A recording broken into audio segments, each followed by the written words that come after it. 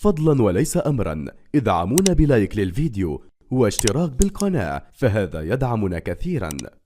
أحبك ربي أحبك ربي أحبك ربي أحبك ربي أحبك ربي.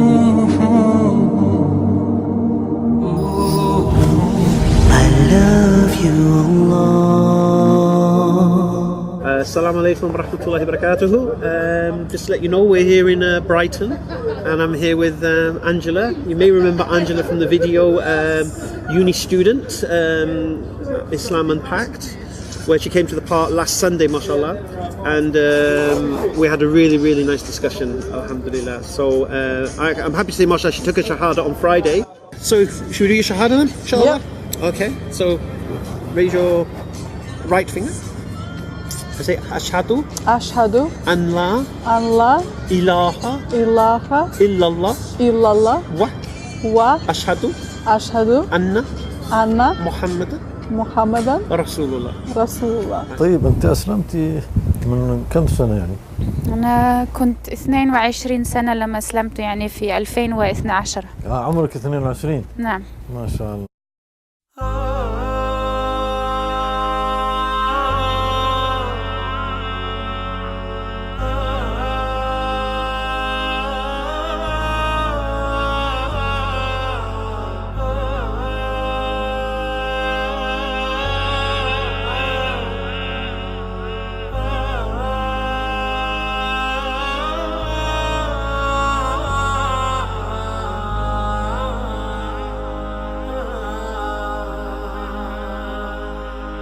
أكثروا من عتابي بعد لبس الحجاب، بت من قولهم في حيرة واضطراب.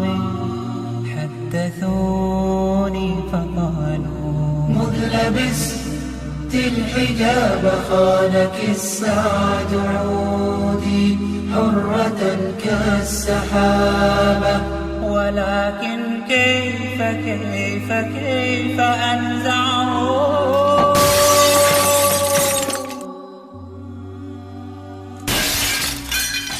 كيف لي أن أزيل ذا الحجاب الأصيل؟ صار مني كبعض صرت فيه جليلا. لن أميط غطائي رغم مر الجفاء. شرع ربي دليل لا هوى الأدعياء، لا هوى الأدعياء. كيف لي أن أزيل ذا الحجاب الأصيل؟ صار مني كبعض صرت فيه جليلا. لن أميط غطائي رغم مر الجفاء. شرع ربي دليل لا هوى الأدعياء، لا هوى الأدعياء. ولكن كيف أنزعه؟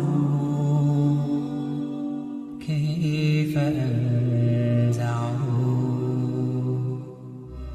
كيف أقصي حجابي بعد صدق المتاب؟ كيف أعصي إلهي ضل عني جوابي؟ جاءني بالورود ناصح ذو عود، ربة الحسن عودي للهنا والسعود. جال فكري وحارى تارة بعد تارى. بت أسأل نفسي هل أزيح الخمار؟ ولكن كيف أنزعه؟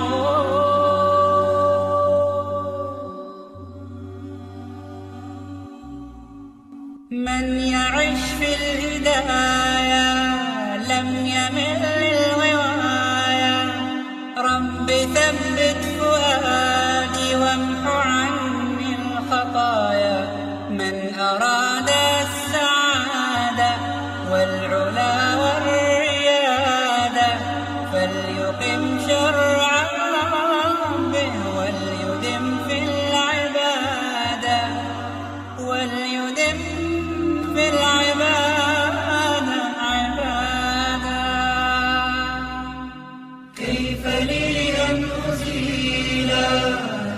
الحجاب الأصيلا صار مني كماض سرت فيه جليلا لن أميط غطائي رغم مر الجفاء شرع ربي دليل لا هوى الأدعياء لا هوى الأدعياء أدعيائي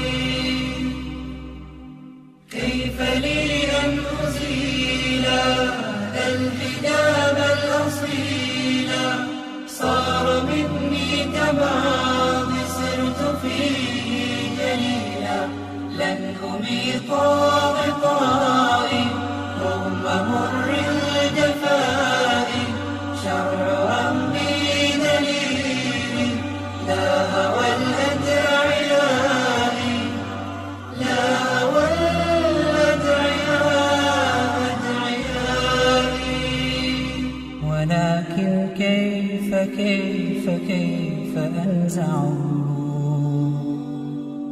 كيف أنزعه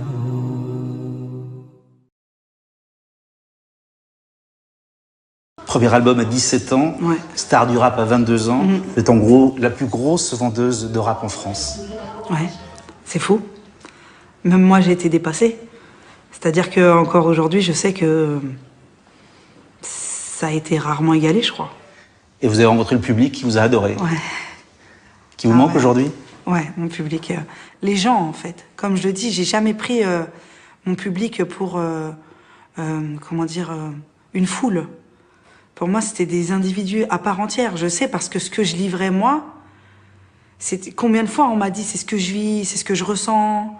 Donc, je suis émue, pardon.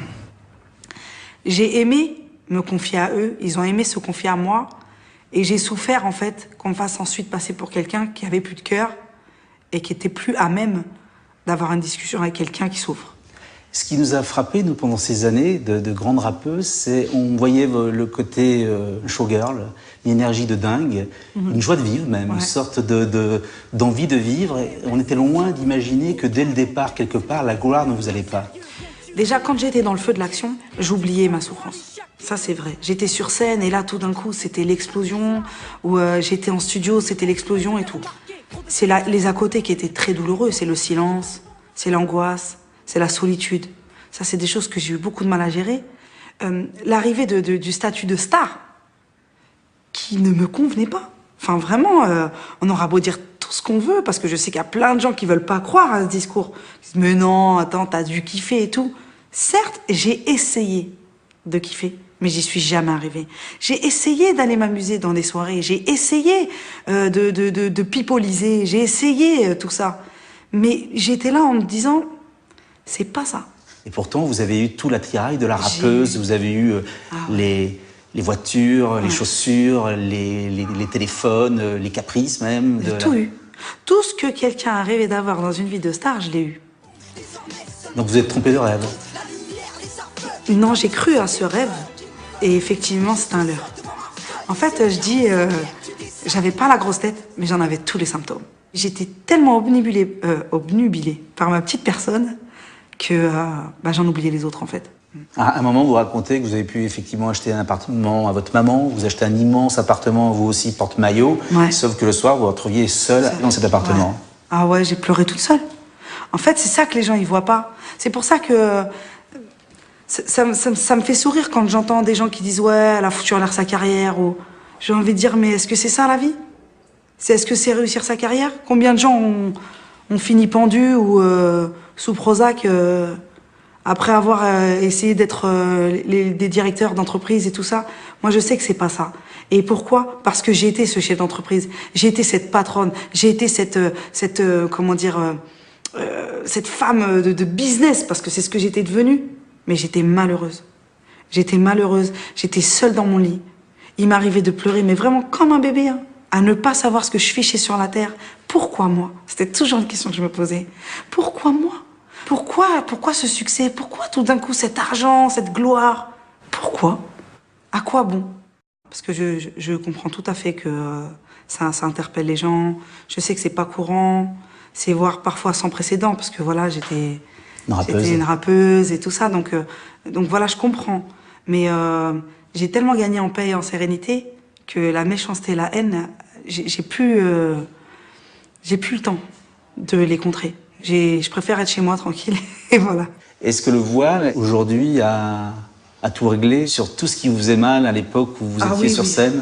Ça a totalement guéri mon cœur, puisque aujourd'hui je sais ce que je fais sur Terre. C'est-à-dire que je suis plus un électron libre, comme je dis, le grain de sable dans la tempête, qui sait pas ce qu'il fait là.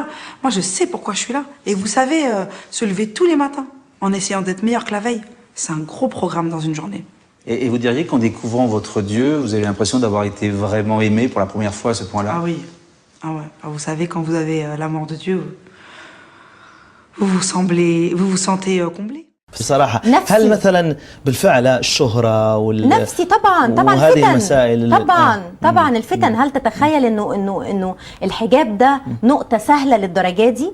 إلا على من هداه ربي.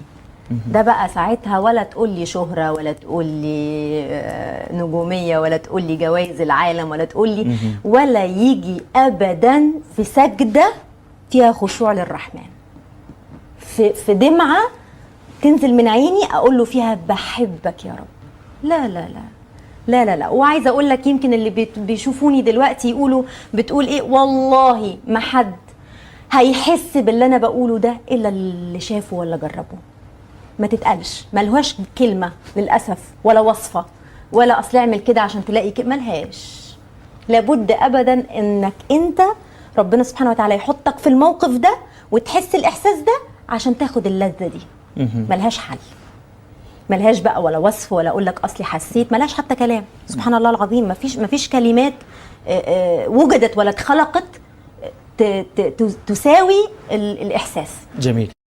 النهارده بقت سعادتي مش في ده ولا الجايزه ولا نعم. ودي دنيا زائله بتخلص. خلصت مع علاء ولي الدين في ثانيه، في ثانيه. ولكن ما هو مقامي عند الله؟ إن أعجبك الفيديو لا تنسى الضغط على زر أعجبني ومشاركة الفيديو، ولكي يصلك كل جديد اشترك في قناة I love you Allah.